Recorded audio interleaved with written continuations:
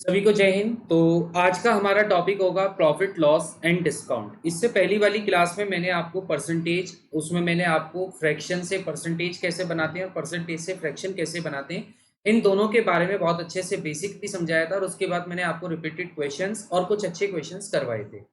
I hope आप सभी ने वो वीडियो देख ली होगी। उसके बाद ही अगर आप इस वीडियो को देख रहे हैं तो डेफिनेटली आपकी बहुत यूजफुल रहने वाली है। पर अगर आपने परसेंटेज का, आपको थोड़ा सा भी ज्ञान नहीं है, आपको परसेंटेज में फ्रैक्शन का नहीं पता, तो डेफिनेटली आपको फिर यहाँ पर थोड़ा सा कोप अप करने में दिक्कत आने वाली है। तो इसलिए आप सबसे पहले परसेंटेज को कंप्लीट देखें और फिर उसके बाद इस वीडियो को देखें, प्रॉफिट लॉस एंड डिस्काउंट। अगर मैं बात करूं प्रॉफिट लॉस एंड डिस्काउंट, तो जहां भी आपका क्वांटिटेटिव एप्टीट्यूड या अर्थमेटिक मैथ की बात होती है, वहां पर इस टॉपिक से क्वेश्चन ना आए ऐसा कभी हो नहीं सकता। आप भले ही एसएससी की प्रिपरेशन करें, आप बैंकिंग की करें, रेलवे की करें, टीचिंग की करें, या फिर आप किसी भी अदर फील्ड की प्रिपरेशन करें, जहां भी आपका क्वांटिटेटिव एप्टीट्यूड का पोर्शन पूछा जाता है, वहां पर आपको इस टॉपिक से 1 से 2 क्वेश्चन पक्का देखने को मिलते हैं प्री में, और मेंस में इसको 2 से 4 के बीच में आपको ये क्वेश्चंस देखने को मिलते हैं। अगर हम बात करें प्रॉफिट लॉस एंड डिस्काउंट की, तो सबसे पहले ये सभी ने अपने क्लास 9, क्लास 8, वहां से आपने ये सभी ने सीखा है कि अगर मैं प्रॉफिट की बात करूं तो प्रॉफिट को हम किस नाम से पुकारते हैं। तो प्रॉफिट को हम अगर बोलें तो हिंदी वालों के लिए कि प्रॉफिट को हम लाभ कहते हैं, जबकि लॉस को हम क्या बोलते हैं, हानि बोलते हैं। ठीक है। और डिस्काउंट की अगर मैं बात करूं तो डिस्काउंट को हम क्या बोलते हैं, तो डिस्काउंट को बोला जाता है छूट, है ना। अब इन तीन चीजों का इस्तेमाल हम कहीं ना कहीं अपनी डेली लाइफ में, रोजमर्रा की जिंदगी में देखने को मिलता है। जैसे किसी ना किसी चीज में हमारा लाभ हो रहा होता है तो किसी ना किसी चीज में हमारी हानि हो रही होती है। और जब हम यूजुअली शॉपिंग पर जाते हैं तो शॉपिंग पर आप देखते हैं कि आपको जितना एमआरपी लगा हुआ होता है उसके ऊपर आपको कुछ छूट दी जाती है, 40% ऑफ, 10% ऑफ, 50% ऑफ। या फिर आप अमेजोन या फ्लिपकार्ट से भी अगर शॉपिंग करते हैं या किसी भी अदर ई कॉमर्स प्लेटफॉर्म से शॉपिंग करते हैं तो वहां पर आपको ये ऑफ दिखता है। तो वास्तविकता में वो ऑफ जो है दैट इज योर डिस्काउंट। ठीक है। अच्छा, डिस्काउंट जब मिलता है तो उसके बाद जो चीज होती है वो आपको मार्केट प्राइस से या फिर आपकी मार्केट प्राइस से वो आपको सस्ते में मिल जाती है, ऐसा आपका मानना है। हालांकि वो चीजें मैं आगे भी आपको बताऊंगा कि इसके पीछे स्ट्रेटेजी क्या रहती है। ठीक है। अगर हम बात करें प्रॉफिट की, तो बस आपको ये याद रखना है कि प्रॉफिट में जब भी आपको मुनाफा होगा तो आप यकीन मानिए आप जितने में चीज खरीद के लाए होंगे उससे ऊपर ही आप उसको बेचने वाले हैं। लेकिन जब आपको नुकसान होता है, जब आपको हानि होती है, तो आप सपोज करिए ये आपका पेन है, इस पेन को आप 10 रुपए का खरीद के लाए और आपने मार्केट में से 8 रुपए का बेच दिया। तो इसका मतलब 2 रुपए तो आपके अब भी लॉस में चले गए। यानी कि आपने इस पेन को खरीदने में 10 रुपए खर्च किए थे, जबकि बेचने में सिर्फ ये 8 रुपए का गया। तो इसका मतलब क्या है कि जब आपकी खरीदी हुई वस्तु आपके बिकने वाली वस्तु से ज्यादा की हो जाती है तो आपको हमेशा नुकसान आ जाता है। ठीक है। अच्छा, इसके बाद अगर मैं बात करूं तो हमारे कुछ फॉर्मूले होते हैं, बेसिक फॉर्मूले, जो हमने सभी ने पढ़े हुए होते हैं, जैसे profit, profit percent, loss, loss percent. तो उन सभी फॉर्मूले को मैं आपको अभी डिटेल से समझाने वाला हूं। तो हम सबसे पहले किसी भी अगर टॉपिक को स्टार्ट करते हैं तो सबसे पहले हमें उसका बेसिक पता होना चाहिए, उसका कंसेप्ट पता होना चाहिए। तो अब मैं आपको कंसेप्ट समझाने जा रहा हूं। अगर मैं बात करूं प्रॉफिट की, ठीक है, अगर मैं बात करूं प्रॉफिट की यानी कि लाभ की, तो हमें प्रॉफिट समझने से पहले समझना होगा एसपी और सीपी। एसपी को अगर मैं बोलूं तो इंग्लिश वाले यहां पर जानते हैं कि एसपी का मतलब होता है सेलिंग प्राइस, और हिंदी वालों के लिए इसको कहा जाता है विक्रय मूल्य। यानी कि ये वो कीमत होती है जिस कीमत पे किसी वस्तु को बेचा जाता है। जबकि अगर मैं सीपी यानी कि अगर इसकी बात करूं तो इसको हम बोलते हैं कॉस्ट प्राइस, या फिर हिंदी में इसको कहा जाता है क्रय मूल्य। क्रय मूल्य का मतलब होता है कि किसी वस्तु को कितने रुपए में खरीदा गया वो उसका सीपी होता है, और उस वस्तु को कितने रुपए में बेचा गया वो उसका एसपी यानी कि सेलिंग प्राइस होता है। ठीक है। अब आप खुद ये सोचिए कि आप किसी वस्तु को 10 रुपए का खरीद के लाते हैं, आप किसी वस्तु को 10 रुपए का खरीद के लाते हैं और उस वस्तु को आप 12 रुपए में बेच देते हैं। तो आप मुझे बताइए आपको लाभ हुआ या हानि हुई। तो एग्जैक्टली आपको यहाँ पर लाभ हुआ, आपको यहाँ पर प्रॉफिट हुआ। कितने रुपए का प्रॉफिट हुआ, तो वो आपको 2 रुपए का प्रॉफिट हुआ। कितने रुपए का प्रॉफिट हुआ, तो 2 रुपए का प्रॉफिट हुआ। लेकिन अगर यहीं पर आप किसी वस्तु को 10 रुपए का खरीद के लाते और उस वस्तु को आप 8 रुपए पर बेच देते, तो आप मुझे बताइए आपकी जेब से गए 10 रुपए लेकिन आपकी जेब में आए बस 8 रुपए, तो इसका मतलब आपको नुकसान हुआ। और नुकसान कितने रुपए का हुआ, तो 2 रुपए का हुआ। अब यहां पर आपको समझने वाली बात क्या है, वो समझने वाली बात यह है कि जब आपको मुनाफा हो रहा था, जब आपको प्रॉफिट हो रहा था, तो आप ध्यान से देख सकते हैं कि सीपी से बड़ा एसपी था।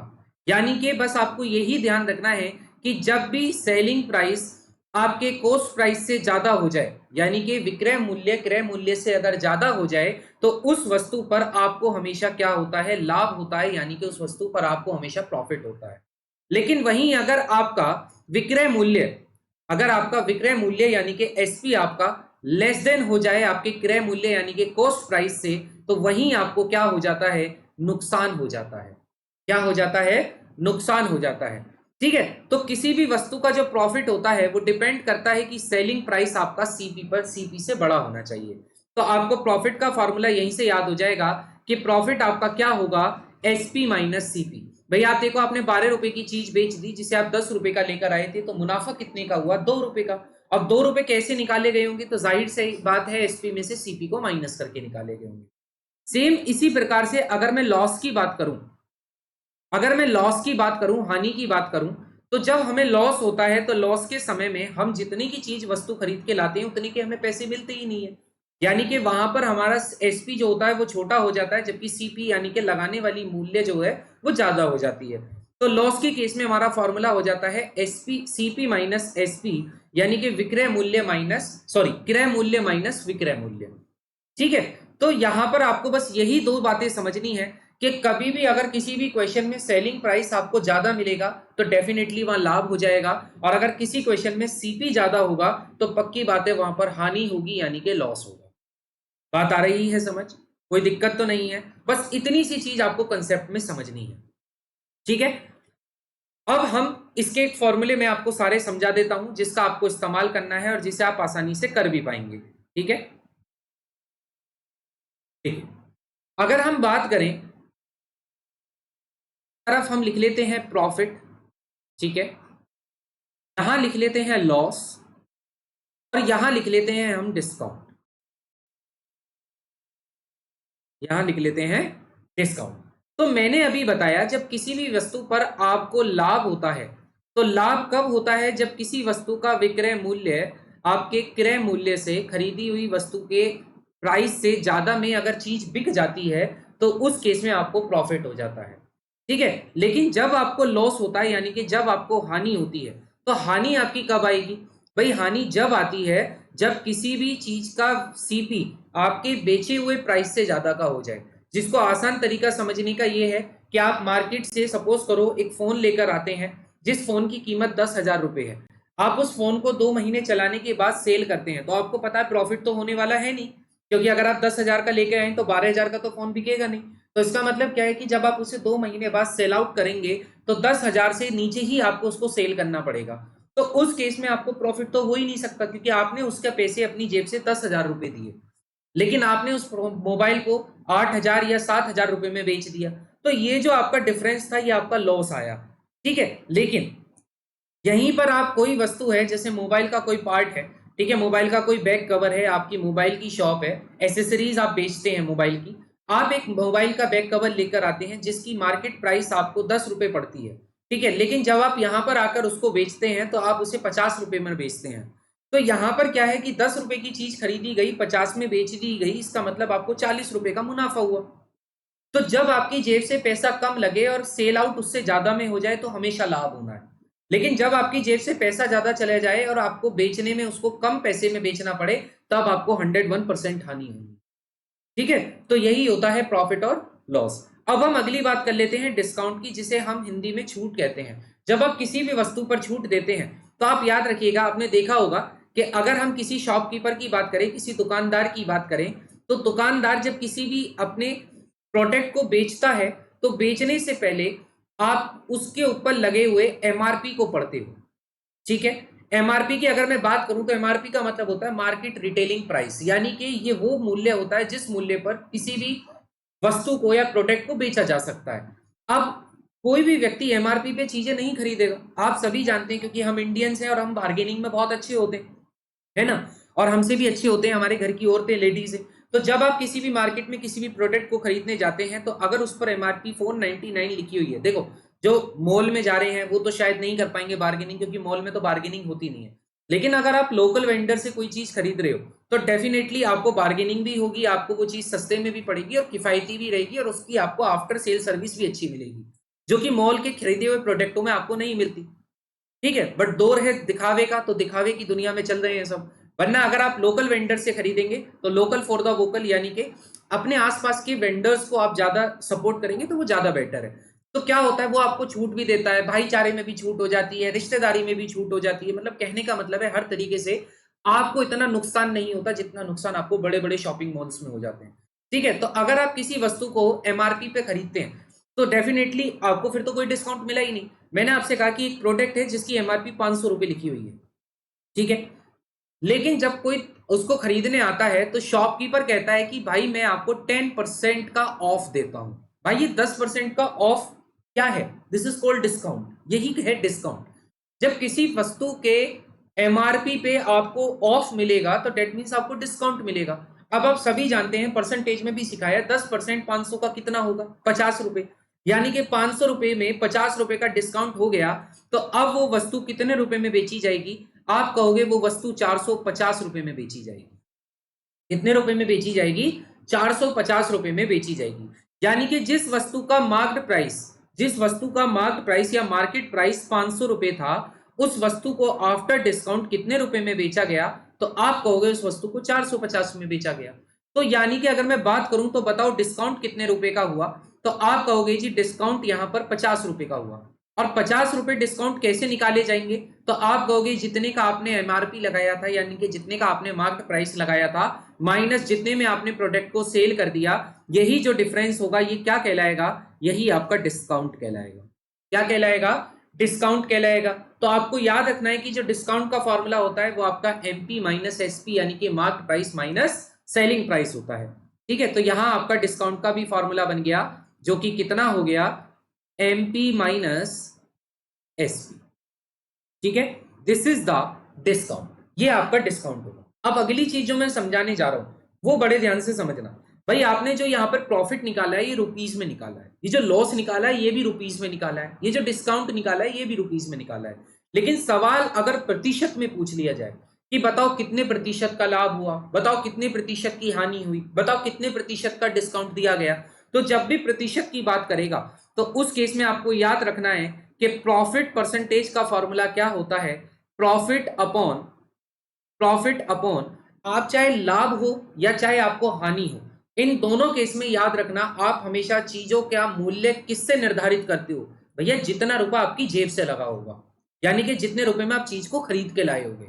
आप प्रॉफिट भी उस पर ही निकालते हो, आप सीपी भी मतलब लॉस भी उसी के ऊपर निकालते हो।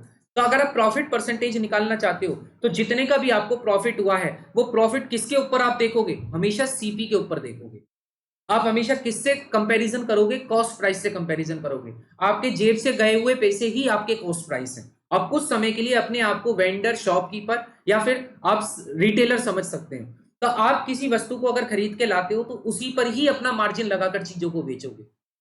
तो प्रॉफिट हो चाहे लॉस हो, हमेशा किस पर कैलकुलेट होगा? सीपी पर कैलकुलेट होगा, यानी कि आपके क्रय मूल्य पर कैलकुलेट होगा।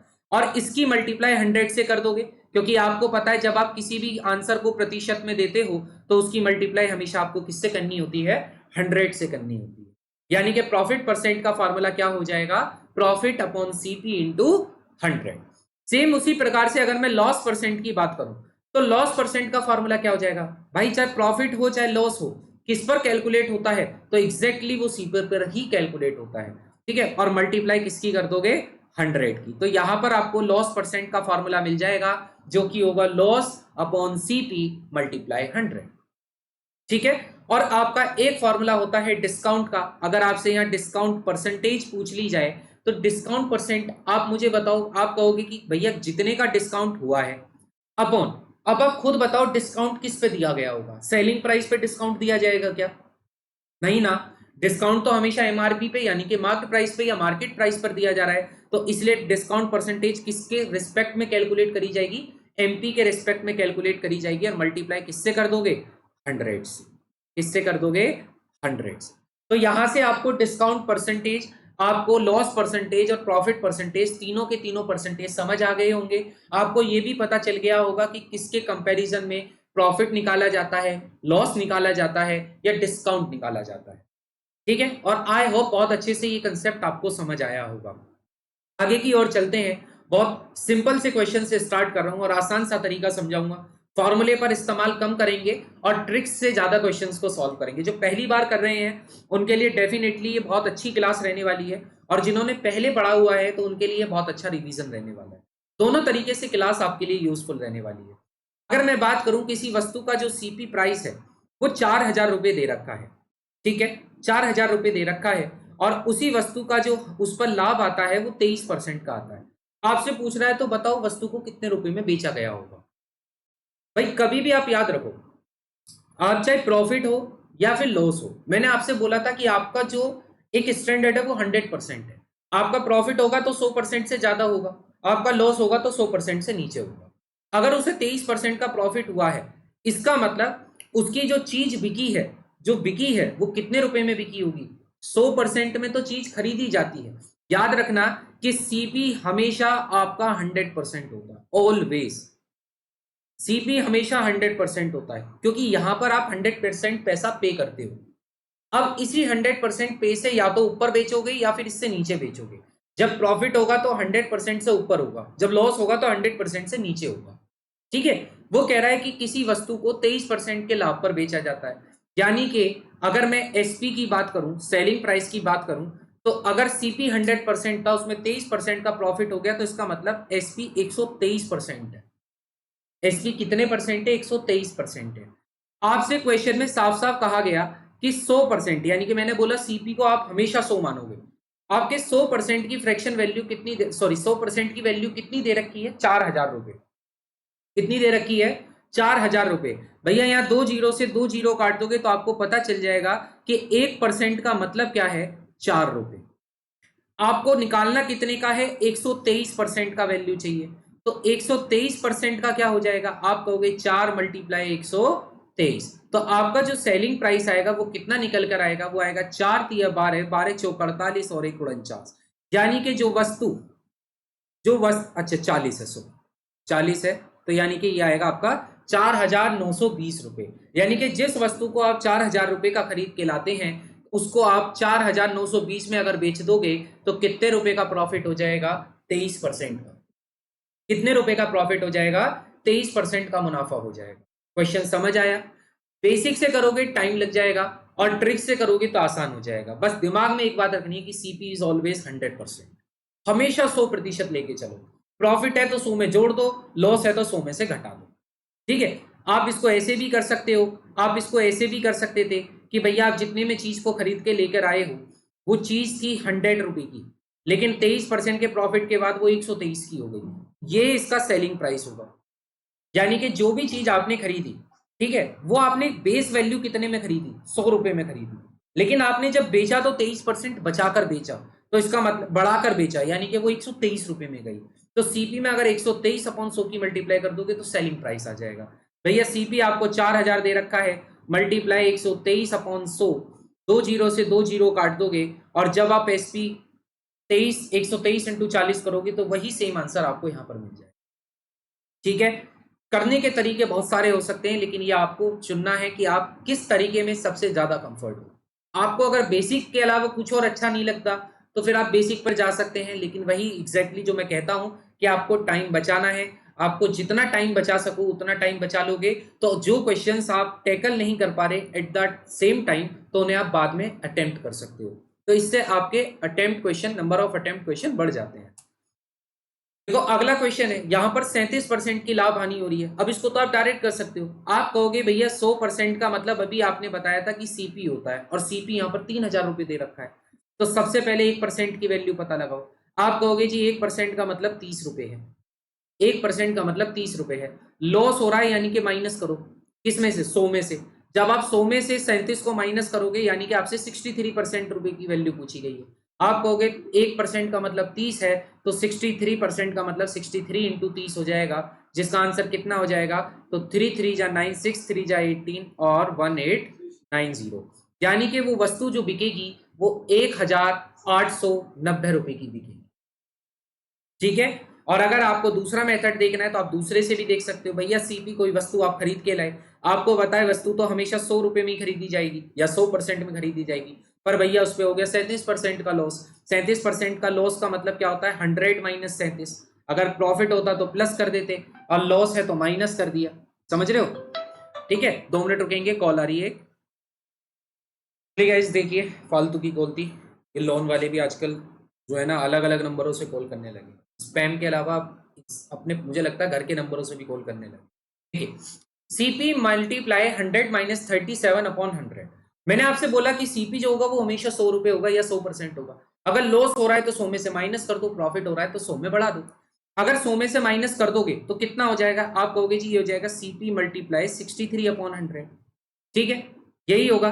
और सीपी कितना दे रखा है? तो भैया आप कहोगे सीपी तो हमें 3000 रुपए दे रखा है, मल्टीप्लाई 63 अपॉन 100 करोगे, 2 जीरो से 2 जीरो को उड़ा दोगे, और यहां पर भी आपका आंसर कितना आ जाएगा? 1890। यानी कि जो सेलिंग प्राइस होगा वो इस तरीके से भी उतना ही आएगा जिस तरीके से ऊपर वाले में आया था। शर्त यह है कि वो आपको देखना है कि आप किससे बेटर समझ पाते हो। ठीक है, क्वेश्चन है, जब परसेंटेज में फ्रैक्शन वैल्यू आ जाती है तो उसी केस के लिए हमने सबसे पहले परसेंटेज को पढ़ा था। और आप सभी जानते हैं कि यहां पर देखो ना, बहुत अच्छा, मैं आपको दूसरा तरीका भी समझाने वाला हूं। ठीक है, यहां पर अगर मैं बात करूं तो प्रॉफिट आपको दे रखा है 16:2/3%। और जिन्होंने पहली क्लास देखी होगी वो पक्का ये बात जानते हैं कि 16 सही 2/% की फ्रैक्शन वैल्यू 1/6 होती है। और जब मैंने अभी आपको प्रॉफिट परसेंटेज समझाया था तो मैंने आपको कहा था कि प्रॉफिट हमेशा किस पर कैलकुलेट होता है? सीपी पर। यानी कि जो नीचे लिखा हुआ होता है वो सीपी होता है, जो ऊपर लिखा हुआ होता है, अगर प्रॉफिट की बात हो रही है तो वो प्रॉफिट है, और अगर लॉस की बात हो रही है तो वो लॉस है। यानी कि ये जो लिखा हुआ है ये प्रॉफिट है। ये क्या है? प्रॉफिट है। यानी कि चीज आप 6 रुपए की खरीद के लाए, 1 रुपए पर आपको प्रॉफिट हो गया, तो मुझे बताना चीज कितने रुपए की बिकी गई होगी? 7 रुपए की। भैया सेलिंग प्राइस जानते हो ना? सेलिंग प्राइस जानते हो ना? विक्रय मूल्य जानते हो ना? चीजों को खरीदना प्लस उस पर लाभ जोड़ देना मिलकर बनाता है आपका सेलिंग प्राइस। तो इसका मतलब जो भी ऊपर वैल्यू लिखी हुई होती है, अगर प्रॉफिट है तो उसे नीचे वाले में ऐड कर दो तो सेलिंग प्राइस आ जाएगा, और अगर लॉस है तो उसे नीचे वाले से माइनस कर दो तो आपका लॉस वाले केस में सेलिंग प्राइस आ जाएगा। नीचे हमेशा सीपी होगा। आपसे कह रहा है कि सीपी की वैल्यू 840 रुपए है, जबकि क्वेश्चन अगर मैं यहां पर देखूं तो वो जो 840 रुपए है, यहां पर हमारा वो सीपी 6 यूनिट है। यानी कि अगर 6 यूनिट का मतलब क्वेश्चन में 840 रुपए दिया गया है तो 1 यूनिट का मतलब कितना होगा? आप कहोगे 6 का मतलब 840, तो 1 यूनिट का मतलब 840 अपॉन 6। भैया कट करोगे तो 140 रुपए आएंगे। यानी कि 1 यूनिट का मतलब 140 रुपए है। आपसे पूछ रहा है एसपी क्या होगा? एसपी कितने यूनिट है? आप कहोगे 7 यूनिट। अगर 1 यूनिट का मतलब 140 रुपए है तो 7 यूनिट का मतलब होगा 140 मल्टीप्लाई 7, यानी कि चीज बिकेगी आपकी 980 रुपए में। कितने रुपए में बिकेगी? 980 रुपए में बिकेगी। इसलिए मैंने आपसे पहले ही कहा था कि परसेंटेज की फ्रैक्शन वैल्यू आपको अर्थमेटिक में बहुत काम देने वाली है ना। ये मैं स्टार्टिंग में ही कह के चला था, अगर फ्रैक्शन वैल्यू नहीं होती तो आप यहां पर पक्का बहुत सारा टाइम अपना कंज्यूम कर लेते, है ना। यूटिलाइज करना है टाइम को, हमें वेस्ट नहीं करना।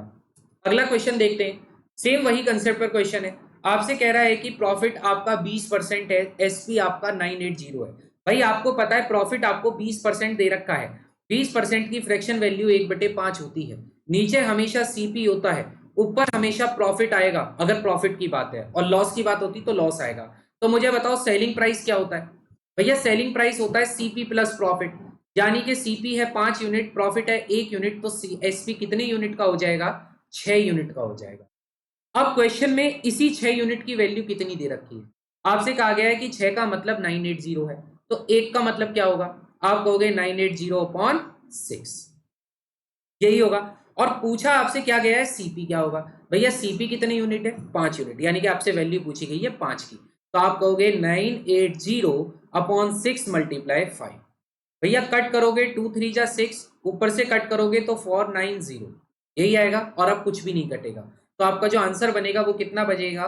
0 9 पंजे 45, 5 चौके 20 और 4 24 अपॉन 3। ठीक है, अगर कट करोगे तो 3 8 जा 24, 3 1 जा 3, 3 6 जा 18 और फिर 0.66 चलेगा। यानी कि वो वस्तु 816 रुपए 0.66% पर जाएगी, खरीदी गई होगी। यानी कि जिस वस्तु को 816 रुपए 0.66 में खरीदा जाता है, उसी वस्तु को 980 में बेचने पर 20% का लाभ हो जाता है। क्वेश्चन आ रहा है समझ? ठीक है, ये जो मेथड आपको समझा रहा हूं ये बहुत आसान मेथड है जिससे आप क्वेश्चन को बहुत कम समय में कर दोगे। ठीक है, यहां आपका बेसिक फॉर्मूला लगाने की जरूरत नहीं है, लेकिन बेसिक नॉलेज की जरूरत है। फॉर्मूला तो बाद की चीज है, अगर बेसिक नॉलेज ही नहीं पता कि एसपी क्या है, सीपी क्या है, प्रॉफिट किस पे कैलकुलेट है, लॉस किस पे कैलकुलेट है, तो क्वेश्चन कैसे करो, फिर तो हो ही नहीं पाएगा, है ना। 2 मिनट रुको, लाइट चलेगी। चलिए, अब अगले क्वेश्चन की तरफ आते हैं। जब हम नेक्स्ट क्वेश्चन को देखते हैं तो नेक्स्ट क्वेश्चन आपका आसान है। ठीक है यार, इसको आप आराम से कर लोगे, इसको आप आराम से कर लोगे, कोई दिक्कत नहीं है। और आई थिंक ये तो रिपीट हो गया, ये क्वेश्चन रिपीट हो गया, ये पहले भी था और ये बाद में भी रिपीट हो गया। ठीक है, तो कोई दिक्कत नहीं है, क्वेश्चन रिपीट है लेकिन आप इसे खुद कर सकते हो फिर दोबारा से। ठीक है, कोई इश्यू नहीं है। क्वेश्चन में थोड़ी सी लैंग्वेज में हम खेलते हैं, स्टार्ट करते हैं, थोड़ा थोड़ा एक एक स्टेप आगे बढ़ेंगे। इसकी क्लासेस 6 से 7 क्लासेस होंगी जिसमें जाके आपका पूरा profit and loss basic to advance खत्म हो जाएगा। बात करें अगर सीपी की, तो सीपी आपका 400 रुपये है, या सीपी आपका 400 रुपये है। ठीक है जी, फिर कह रहा है एसपी जो है वो 500 रुपये ज्यादा है सीपी से, यानी कि अगर सीपी 400 है तो इस 400 में 500 रुपये ज्यादा है कौन, एसपी, यानी कि एसपी कितना हो गया, 900 रुपये। तो हमें बताओ प्रॉफिट परसेंट कितना होगा। अब आप मुझे बताओ, चीज खरीदी 400 की, बेची गई 900 रुपये में, प्रॉफिट कितने का हुआ, 500 रुपये का। 500 रुपये का प्रॉफिट है, और मैंने हमेशा कहा कि प्रॉफिट हमेशा किस पर कैलकुलेट होगा, तो सीपी पर कैलकुलेट होगा। सीपी कितना है, 400 रुपये, मल्टीप्लाई कर दो 100। भैया 2 जीरो से 2 जीरो को उड़ाओगे, 4 से 100 को उड़ाओगे 25 बार, और यहां आपको पता चलेगा 25 पंजे 125, यानी कि जो प्रॉफिट परसेंटेज आएगा वो पूरे के पूरे 125% का आएगा। जो चीज बिकेगी वो आपकी 125% पर जाकर बिकेगी। ठीक है, तो तगड़ा मुनाफा हो गया, 100% से भी ऊपर का मुनाफा हो गया। ठीक है, ये वाला क्वेश्चन ये आप खुद करेंगे, ये आपको होमवर्क में दे देता हूं। उसमें ज्यादा था, इसमें कम है, सेम कंसेप्ट लगेगा और कर लीजिएगा। ठीक है, अब हम कुछ अच्छे क्वेश्चंस की तरफ आते हैं। आपके सामने क्वेश्चन लिखा हुआ है, A sold some articles to B. A जो है बी को कुछ आइटम बेचता है एट 12.5% प्रॉफिट पर, 12.5% के प्रॉफिट पर बेचता है। बी कुछ आइटम को, उसी आइटम को सी को बेच देता है 20% लॉस पर, और सी उसी आइटम को डी को बेच देता है 16.66% के लॉस पर। ठीक है, if D bought it at 2700 रुपए, तो बताओ सीपी ने, वो sorry, cost of article of A, तो ए ने उस वस्तु को कितने रुपए में खरीदा गया होगा। भाई आपको पता है यहाँ 4 पर्सन है, ए है, बी है, सी है और डी है।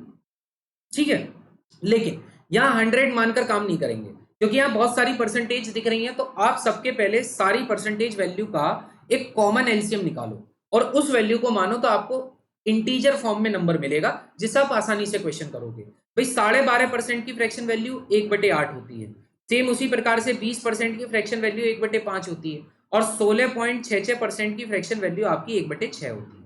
यानी कि नीचे 8 है, 5 है और 6 है। एक ऐसा नंबर चुनो जो इन तीनों के तीनों नंबरों से डिवाइड हो जाता हो, यानी कि एलसीएम ले लो।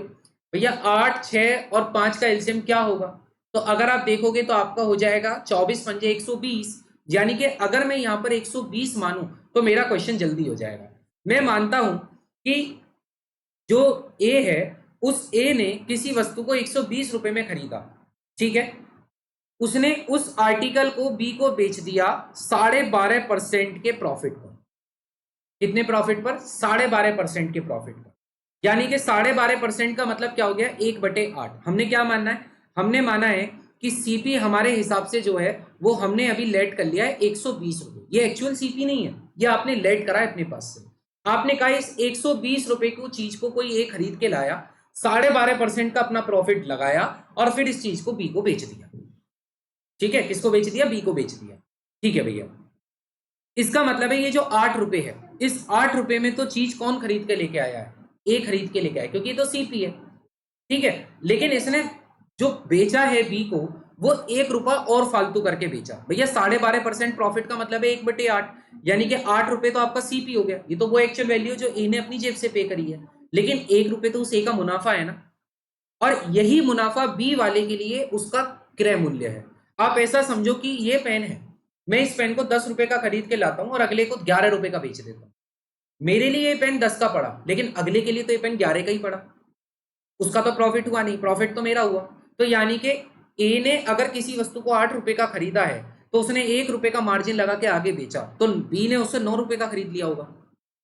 भाई 12.5% की फ्रैक्शन वैल्यू 1/8 है, 8 पर 1 प्लस करोगे, जोड़ोगे, क्योंकि प्रॉफिट हो रहा है, तो उसने 9 रुपए में बेच दिया। यही तो कहना चाह रहा है। अब आपको पता है, अगर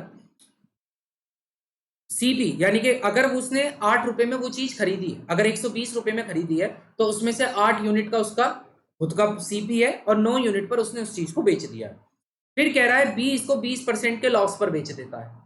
भैया बी को तो यहां लॉस हुआ, ठीक है, कहां गया लॉस वाला हिंदी में, बी ने सी को 20% की हानि पर बेच दिया। 20% का मतलब है कि बी को जो चीज 5 रुपए की पड़ी, ठीक है, जो बी को 5 रुपए की चीज पड़ी थी, बी के, क्योंकि ये सीपी है, ठीक है, जो बी को 5 रुपए की चीज पड़ी थी, उसने सी को वो चीज कितने रुपए में बेची है, तो 1 रुपया कम करके बेची है। क्यों? क्योंकि लॉस में गई है, तो इसलिए वो चीज उसने सी को 4 रुपए में बेची है।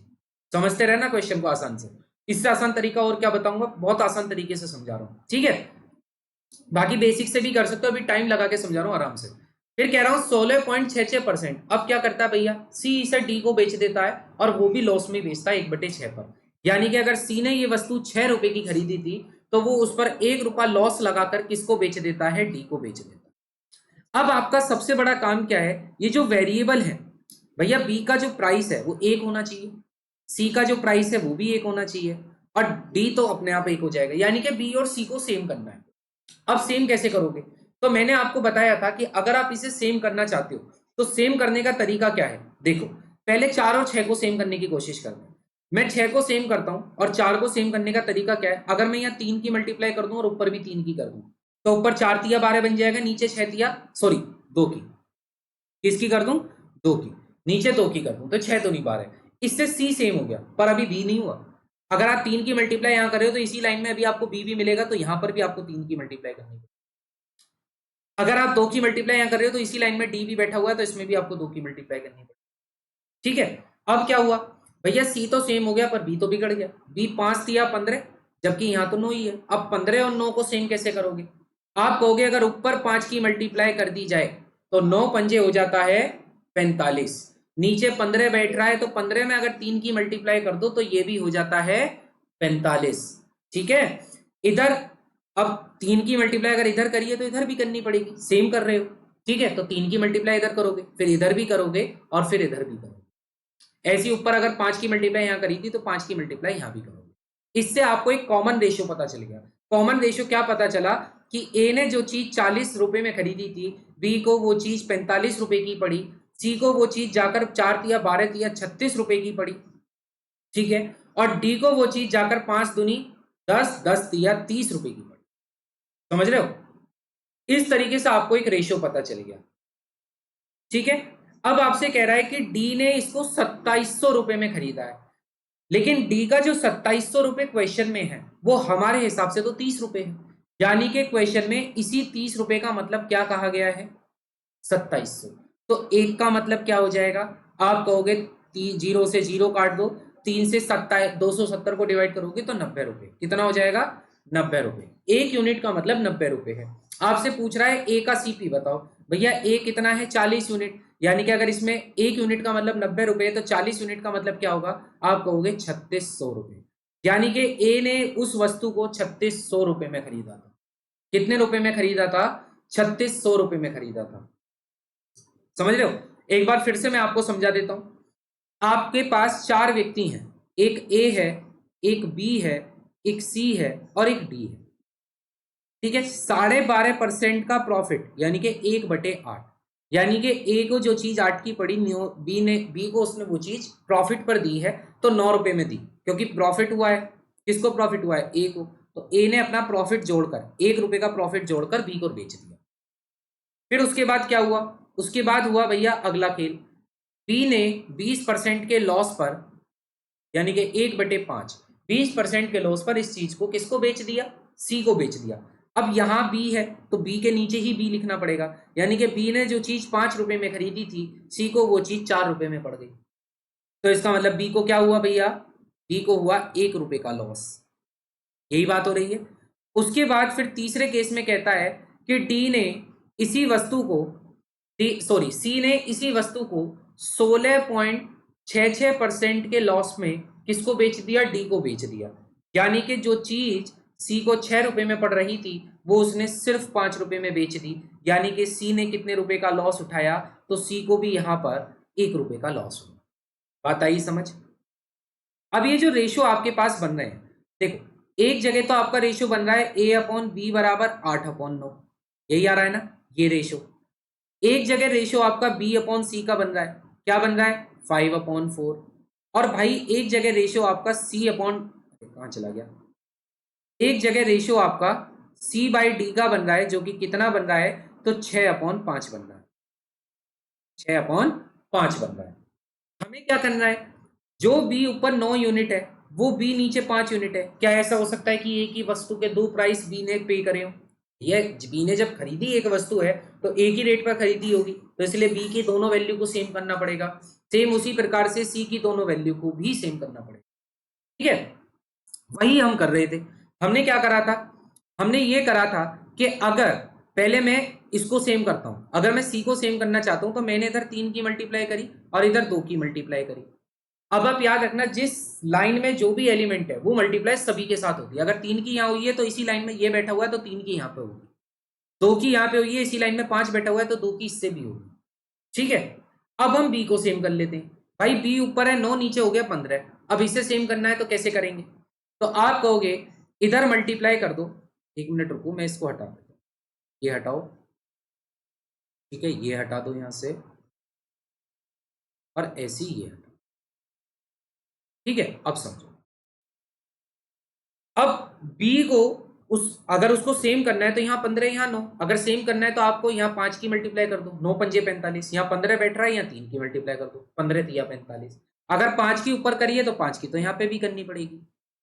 ठीक है, लेकिन इससे क्या हुआ? इससे c फिर दोबारा से आपका क्या हो जाएगा? अगर आप 3 की मल्टीप्लाई कर रहे हो तो 3 की तो यहाँ भी करोगे, और जब आप 3 की वहां करोगे तो ऊपर बैठ जाएगा 6 4 तिया 12 तिया 36, जबकि नीचे कितना है? 6 दूनी 12, यानी कि 3 की यहाँ पर भी होगी। और जब 3 की यहां करोगे तो यहां पर एक दो बार क्वेश्चन को देखना। आपका सेम तरीका क्या है कि बी का एलिमेंट और सी का एलिमेंट सेम करना पड़ेगा। एक ही वस्तु को दो अलग रेटों में नहीं खरीदा जाएगा। ठीक है, तो यहां से आपको जो रेशो पता चलेगा वो रेशो ये पता चलेगा कि ए बी और सी डी, यानी कि ए जिस वस्तु को 40 रुपए में खरीदता है 8 पंजे 40, बी ने वो वस्तु 45 रुपए में खरीदी, सी ने वो वस्तु 36 रुपए में खरीदी, जबकि डी ने वो वस्तु 30 रुपए में खरीदी। आगे बात समझ? अब यही आपसे कहा गया है कि डी ने उसको 2700 रुपए में खरीदा है। भाई डी ने जिस चीज को 2700 रुपए में खरीदा है, हमारे हिसाब से वो चीज ही 30 यूनिट थी, तो इसका मतलब 30 का मतलब 2700 है, तो एक का मतलब क्या होगा? आप कहोगे 2700/30, यानी कि 0 से 0 कटेगी, एक का मतलब 90 होगा। आपसे पूछ रहा है ए ने कितने में खरीदा होगा, तो एक ही यूनिट है 40, तो एक का मतलब 90 है, तो 40 का मतलब होगा 90 × 40, और यहां आपका आंसर आ जाएगा 3600 रुपए। आया क्वेश्चन समझ? यानी कि ए ने इस वस्तु को 3600 रुपए में खरीदा है। ए ने इस वस्तु को 3600 रुपए में खरीदा है। अगला क्वेश्चन आप देखिए, जब आप किसी भी वस्तु को खरीदते हैं और उसकी रिपेयरिंग में पैसा खर्च करते हैं, उसके डिजाइनिंग में पैसा खर्च करते हैं, मॉडिफिकेशन में पैसा खर्च करते हैं, जो भी पैसा आपकी जेब से लग रहा है वो सारा का सारा क्रय मूल्य होता है, यानी कि सीपी होता है। ये कह रहा है एक स्कूटर है जिसे 6800 रुपए में खरीदा जाता है, यानी कि सीपी की बात करूं तो एक व्यक्ति ने एक स्कूटर को 6800 रुपए का खरीदा और उस पर 1200 रुपए उसकी रिपेयरिंग पर खर्च करे। आपको मैंने भी बताया कि वो पैसा भी तो आपकी जेब से ही जाएगा, यानी कि 6800 रुपए में तो स्कूटर खरीदा प्लस 1200 रुपए की रिपेयरिंग भी करवाई, तो भैया ये चीज इसको कितने रुपए में जाके पड़ी? 8000 रुपए में जाकर पड़ी। लेकिन उस व्यक्ति ने उस स्कूटर को जब सेल किया तो उसने उस स्कूटर को कितने रुपए में बेच दिया? 9200 रुपए में। तो बताओ कितने का मुनाफा हुआ? आप कहोगे भैया अगर मुनाफा देखा जाए 8000 से 9200 का मतलब है 1200 का मुनाफा। मुनाफा हमेशा किस पर होता है? तो आपको पता है सीपी पर होता है, यानी कि अपॉन 8000 एंड मल्टीप्लाई बाय 100। भैया दो जीरो से दो जीरो कटेंगी, एक जीरो से ये वाली जीरो कटेगी। यहां से अगर आप देखोगे तो ये 120/8 आ जाएगा, और 8 से 120 कटता है 15 बार, यानी कि उस व्यक्ति को कितने परसेंट का मुनाफा हुआ? तो उस व्यक्ति को 15% का मुनाफा हुआ। कितने परसेंट का मुनाफा हुआ? पूरे 15% का मुनाफा हुआ। ठीक है, अगले क्वेश्चन पर चलें। आसान था, बस याद रखना है कि रिपेयरिंग हो, मॉडिफिकेशन हो या फिर आपका कोई भी किसी भी प्रकार का एक्स्ट्रा खर्चा हो, अगर वो आपके जेब से लगा है तो वो आपका क्रय मूल्य है। आप देखिए नीचे भी मैंने लिख दिया है कि ये क्वेश्चन आरपीएफ कांस्टेबल 2019 की शिफ्ट नंबर 3 में आया हुआ सवाल है, ठीक है, और प्रॉफिट एंड लॉस का सवाल है, ठीक है, और यही सेम सवाल, इसी तरीके का सेम सवाल एसआई में भी पूछ रखा है उसी साल। तो आप समझ जाओ कि दोनों केस में लेवल लगभग पेपर वन का तो सभी का ही सेम चलेगा, तो इसलिए टेंशन ही नहीं लेनी। हाँ, आप कैसे करेंगे? आपसे कह रहा है कि एक शॉपकीपर है जो किसी प्रोडक्ट को 3,276 रुपए में बेचता है। भैया एसपी आपको दे रखा है, कितना दे रखा है? एसपी आपको दे रखा है 3,276 रुपए। It earns a profit of 12.5%। अगले को प्रॉफिट होता है कितने का? 12.5% का प्रॉफिट होता है। Find the amount which is equal to the half of the CP of the price, यानी कि सीपी का हाफ आपसे पूछा गया कितना होगा। तो भैया पहले सीपी तो पता लगाओ। अब आपको पता है प्रॉफिट परसेंट दे रखी है 12.5%। 12.5% का मतलब होता है 1/8, यानी कि ये जो वैल्यू है ये सीपी है, ऊपर जो है वो प्रॉफिट है। तो मुझे बताना है एसपी कितना हो गया। आप कहोगे जी एसपी हो जाएगा 8 + 1 यानी कि 9 यूनिट। कितना? 9 यूनिट। मेरे भाई इसी 9 यूनिट की वैल्यू आपको क्वेश्चन में कितनी दी गई है? 3,276 रुपए। तो जल्दी से एक यूनिट की वैल्यू बताओ। आप कहोगे 3276/9, ठीक है, तो कट करोगे तो आपका आ जाएगा कितना? 9 तिया 27, बचेगा 5 57, उसके बाद आपका जाएगा 9 6 जा 54, बचेगा 36 और 9 4 जा 36, 364। आपसे पूछ रहा है सीपी का हाफ, तो सीपी कितने यूनिट है? 8 यूनिट। अगर एक यूनिट का मतलब 364 है तो 8 यूनिट का मतलब होगा इसकी मल्टीप्लाई, और इसका हाफ पूछा था तो यानी कि हाफ का मतलब है डिवाइड बाय। भैया 2 से 8 कट जाएगा 4 बार, और 364 की 4 में मल्टीप्लाई करोगे तो 4 चौक 16, 6 चौक 24 और 1 25, 2 कैरी, 4 तिया 12 और 2 14, यानी कि वो वस्तु जो है उसका जो क्रय मूल्य का आधा होगा वो 1456 रुपए होगा। क्वेश्चन समझ आया? बहुत आसान था, बस सीपी नहीं निकाल के सीपी का आधा पूछा था। तो भैया उसके लिए सीपी तो निकालना पड़ेगा ना, जो भी सीपी है उसका आधा निकाल दो, तो वो आपका इस क्वेश्चन का आंसर हो जाएगा। और यही सेम क्वेश्चन ऐसा ही सेम सवाल कह रहा है प्रॉफिट 14% है और प्रोडक्ट बिकता है 1254 रुपए का। आप मुझे बताओ 14% की फ्रैक्शन वैल्यू क्या होगी? बताओ। भैया आपको पता है 2% की फ्रैक्शन वैल्यू 1/5 होती है, ठीक है। अगर 2% की वैल्यू 1/5, 1 बटे आपकी कितनी है? 7 है, सॉरी 1/50 है, तो 14% की कितनी हो जाएगी? आप कहोगे 7/50। यही हो जाएगी या नहीं हो जाएगी? ये है आपका सीपी, और भैया ये है आपका प्रॉफिट। तो एसपी कितना हो गया? आप कहोगे एसपी हो जाएगा 57 यूनिट। कितना हो जाएगा? 57 यूनिट। और मेरे भाई इसी 57 का मतलब क्वेश्चन में कितना दिया गया है? 1254 रुपए। तो एक यूनिट का मतलब क्या हो जाएगा? 1254/57। और आपसे पूछा है सीपी का हाफ यानी कि 50, तो 50 का भी हाफ, तो 50 के हाफ की वैल्यू क्या हो जाएगी? आप कहोगे 1254/57 मल्टीप्लाई 50 का हाफ, यही है। 2 से इसे उड़ाओगे 6 12 और 27, यही आएगा। उसके बाद अगर आप इसे काटोगे तो ये कितनी बार कटेगा? कितनी बार कटेगा? देखो 7 या 21, 7 7 जा 49 42, ठीक है, 7 5 12, 6 2 8 और 7 15, ठीक है। 3 से काट दो, 3 से काटोगे तो कितनी बार कटेगा? ये आपका कटेगा 19 बार, जबकि वो ऊपर आपका कटेगा 109 बार, ठीक है, 109 बार। उसके बाद कुछ कट सकता है क्या? 19 से 109 तो कटेगा नहीं, तो मल्टीप्लाई करके कितना आएगा? आप कहोगे ये आएगा जी 109 मल्टीप्लाई 50/19, ठीक है। तो इसकी जो वैल्यू है वो अप्रोक्सीमेट में ही आपको देनी होगी। अगर आप इसकी मल्टीप्लाई करते हो तो भैया आप ये समझो 100 की 50 में कर रहे हो, आपका 5,000 हो गया। 5,000 में आपकी उन 9 की मल्टीप्लाई 50 में करो 450, यानी कि 5450, और अपॉन में है 19, ठीक है। अब इसे आप सॉल्व करो। जब आप सॉल्व करोगे तो कितना आएगा? क्वेश्चन में कहीं गड़बड़ हुई है क्या? एक दुकानदार अपने उत्पाद को 14% का लाभ कमाता है, 1254 रुपये में राशि ज्ञात कीजिए जो a shopkeeper makes a profit by selling is product 1254 रुपये। 1254 रुपये है, ठीक है। प्रॉफिट हो रहा है 14% का, तो 14% के प्रॉफिट का मतलब क्या हो गया? 50 में 7 का प्रॉफिट हो गया, ठीक है। 57 का मतलब 1254 है, कहीं काटने पीटने में गलती हुई है क्या? सीपी का आधा पूछ रहा है, सीपी का आधा हो गया 25, यहाँ कहीं काटने पीटने में गड़बड़ हुई है। एक बार देखते हैं, 1254 अपॉन 57 मल्टीप्लाई 50 का आधा चाहिए, ठीक है। 2 से इसे काट दो, लो 25 बार। 57 से ये कैसे कटेगा? 7 दूनी 14, 5 दूनी 10, 10 4 14, यानी कि एक बार जाएगा बस 57 से।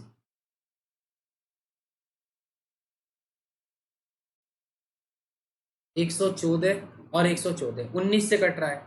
19 दिया 57, ठीक है, और 19 छिक्का 114, और 114 में से 25 गए, 11 बचे, फिर दोबारा से 19 छिक्का 114। हाँ यार, ये हमने कहीं कैलकुलेशन मिस्टेक कर दी। इसका मतलब 25 इंटू 22 की मल्टीप्लाई करोगे तो कितना हो जाएगा? 25 दूनी 50, 25 दूनी 50, और आपका 550। तो सही उत्तर क्या हो जाएगा? 550। अब चेक कर लेते हैं यहाँ कहाँ गड़बड़ करी। 19 से गया, फिर हमने काट दिया इसको, 627 को काटा था ना, ये 3 से काटा, देखो यहाँ गड़बड़ हो गई। 3 दूनी 6, मैंने 3 एकम 3 लिख के उसको 6 काट दिया, ठीक है। 209 आता, और 209 से ये कट जाता 11 बार, 11 की मल्टीप्लाई 50 में करते 550। कैलकुलेशन मिस्टेक हो गई, ठीक है, माफी चाहता हूँ, ये थोड़ी सी सिली मिस्टेक हो गई जल्दबाजी में। लेकिन आपका जो सही आंसर है वो क्या होगा? 550। मैं एक बार फिर समझा देता हूँ, कोई इशू नहीं है, ठीक है। हम फिर दोबारा से समझ लेते हैं।